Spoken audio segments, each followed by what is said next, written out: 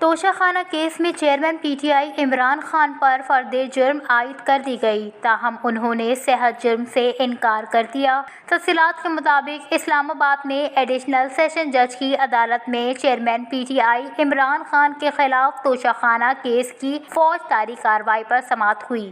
عدالت نے توشہ خانہ کیس میں عمران خان پر فرد جرم عائد کر دیا۔ ایڈیشنل سیشن جج ہمایوں دلاور نے عمران خان پر فرد جرم عائد کی۔ Chairman P T I Imran Khan نے صحت جرم سے انکار کر دیا، جس کے بعد عمران خان کے وکلاء نے کیس کسی اور جج کو منتقل کرنے کی استدعا کی۔ عدالت کی جانب سے عمران خان کے وکلاء کی استدعا مسترد کر دی گئی۔ وکیل عمران خان نے کہا کہ عدالت نے فرد جرم عائد کرنا چاہا، ہم بائیکاٹ کر کے باہر آ گئے ہیں۔ گزشتہ سماعت میں عمران خان کے وکیل خواجہ حارث نے کہا تھا کہ توشہ خانہ کیس کے قابل سماعت ہونے پر درخواست دائر کی گئی۔ درخواست الیکشن ایکٹ سیکشن 190(a) کے تحت دائر کی گئی۔ سیشن عدالت توشہ خانہ کیس کی براہ راست سماعت نہیں کر سکتی۔